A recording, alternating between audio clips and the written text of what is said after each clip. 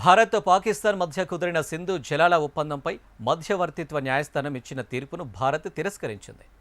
ఆ సంస్థ చట్టబద్ధత ఏంటని, ఎవరు ఏర్పాటు చేశారని, దానికి అధికార పరిధి ఏంటని నిలదీసింది.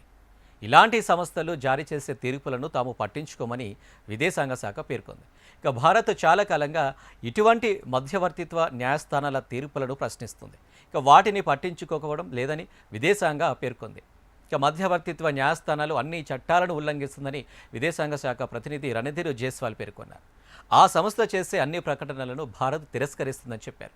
ఇక ఇటువంటి ఆర్బిట్రేషన్ ఇచ్చిన తీర్పులను భారత్ ఇదివరకు తిరస్కరిస్తూ వచ్చిందని, ఇప్పుడు కూడా తిరస్కరిస్తుందని విదేశాంగ శాఖ ఓ ప్రకటనలో పేర్కొంది.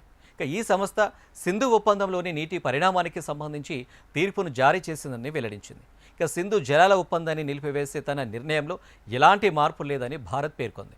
ఇక జమ్మూ కాశ్మీర్లోని పెహల్గాంలో జరిగిన ఉగ్రదాడికి పాకిస్తాన్ మద్దతు గల ఉగ్రవాదంతో సంబంధం ఉందని పేర్కొంది. 2025లో ఏప్రిల్లో ఈ ఒప్పందాన్ని నిలిపివేసినట్లు కూడా పేర్కొంది.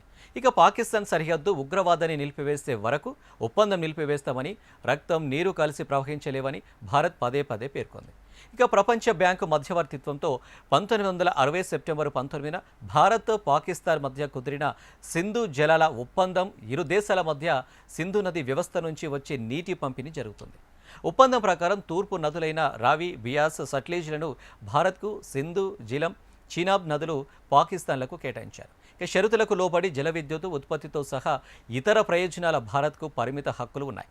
ఇక కిషన్ గంగా, రాట్లే జల విద్యుత్ ప్రాజెక్టులు ఇరు దేశాల మధ్య దీర్ఘకాలంగా వివాదానికి మూలంగా ఉన్నాయి. ఇక పశ్చిమ నదులపై భారత్ చేపడుతున్న జల విద్యుత్ ప్రాజెక్టులను సవాలు చేస్తూ పాకిస్తాన్ పదే పదే అంతర్జాతీయ పరిష్కార మార్గాలను ఆశ్రయిస్తుంది. ఇక ఇస్లామాబాద్ రాజకీయ ప్రయోజనాల కోసం ఒప్పందంలోని వివాద పరిష్కార నిబంధనలను దుర్వినియోగం చేస్తుందని భారత్ వాదిస్తుంది.